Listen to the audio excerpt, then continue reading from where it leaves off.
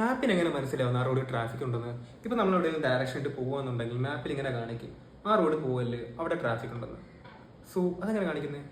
Welcome to tech radar series part 2. എല്ലാവർക്കും ഒരു കാര്യം അറിയാം, നമ്മുടെ കയ്യിലിരിക്കുന്ന ഫോണുള്ളൂ. ഈ ഫോണിൽ എപ്പോഴും GPS ആക്റ്റീവ് ആണ്. അതെല്ലാവർക്കും അറിയാവുന്ന കാര്യം തന്നെയാണ് എന്നാണ് എൻ്റെ വിശ്വാസം. സോ ഈ ഒരു GPS നേരുന്ന ഡേറ്റാസ് എന്ന് വെച്ചാൽ നമ്മൾ എത്ര കിലോമീറ്റർ സ്പീഡിലാണ് പൊയ്ക്കൊണ്ടിരിക്കുന്നത്, ഏത് ഡയറക്ഷനിലോട്ടാണ് പൊയ്ക്കൊണ്ടിരിക്കുന്നത് എന്നുള്ള ഡേറ്റാസും കാര്യങ്ങളൊക്കെ നമ്മൾ ഈ GPS വഴി മാപ്പ് എപ്പോഴും എടുക്കുന്നുണ്ട്.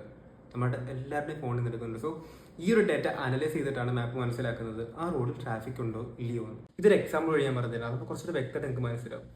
സംഗതി ഞാൻ ഇപ്പോൾ റോഡിൽ കൂടെ ഒരു 60 km/h ആവറേജ് സ്പീഡ് പൊയ്ക്കൊണ്ടിരിക്കുന്നത് വെച്ചോ. ആ റോഡിൽ കൂടെ പോകുന്ന എല്ലാവരും ആ ഒരു ആവറേജ് സ്പീഡിലാണ് പൊയ്ക്കൊണ്ടിരിക്കുന്നത്. അത് മാത്രമല്ല, ആ റോഡിൽ കൂടെ പോകുന്ന എല്ലാവരുടെയും ഫോണിൽ നിന്ന് മാപ്പ് ഈ ഡേറ്റാസ് എടുക്കുന്നുണ്ട്. എന്ന് വെച്ച് കഴിഞ്ഞാൽ എത്ര കിലോമീറ്റർ സ്പീഡിലാണ് പൊയ്ക്കൊണ്ടിരിക്കുന്നത്, ഏത് ഡയറക്ഷനിലാണ് പൊയ്ക്കൊണ്ടിരിക്കുന്നത്. സോ ആ ഡേറ്റാസ് ഒക്കെ മാപ്പ് എടുക്കുന്നുണ്ട്. ആ ഡേറ്റാസ് അനലൈസ് ചെയ്യുന്ന വഴി മാപ്പിന് മനസ്സിലാവും. ദാറ്റ് മീൻസ് ആ റോഡിൽ കൂടെ പോകുന്ന എല്ലാ വണ്ടികളും പെട്ടെന്ന് ഒരു സ്ഥലത്ത് ക്രൗഡായിട്ട് അനങ്ങാതെ നിൽക്കുവാണ്. മാപ്പ് നോക്കുമ്പോൾ എന്തുവാ, ആ റോഡിൽ കൂടെ മീൻസ് ആ വണ്ടികളുടെ സ്പീഡ് 0 ആണ്. അപ്പം മാപ്പിന് മനസ്സിലായി അവിടെ ട്രാഫിക് ഉണ്ട്, അല്ലെങ്കിൽ എന്തോ കുഴപ്പമുണ്ട്. സോ ഇനി വരാൻ പോകുന്ന ആൾക്കാർക്ക് ഫോണിലൊരു വാണിംഗ് അല്ലെങ്കിൽ ഒരു ഇൻഫർമേഷൻ കാണിക്കും, നിങ്ങൾ പോകുന്ന വഴി ട്രാഫിക് ഉണ്ട്, ആ റോഡ് അവോയ്ഡ് ചെയ്യുക. ഇതാണ് ശരിക്കും നടക്കുന്നത്. സോ നിങ്ങൾക്കൊരു കാര്യം മനസ്സിലായില്ലേ, നമ്മുടെ കയ്യിരിക്കുന്ന ചെറിയ സാധനം ഉണ്ടല്ലോ, ഇത് നിസ്സാരക്കാരനല്ല, നമ്മുടെ കയ്യിൽ നിന്ന് പല ഡേറ്റാസും എടുക്കുന്നുണ്ട്. സോ നിങ്ങൾ ഇപ്പം തന്നെ സെറ്റിംഗ്സിൽ പോയിട്ട് എന്തൊക്കെ പെർമിഷൻസ് ആണ് നിങ്ങൾ കൊടുത്തിട്ടുള്ളത് എന്നൊക്കെ ചെക്ക് ചെയ്ത് കഴിഞ്ഞാൽ നല്ലതായിരിക്കും.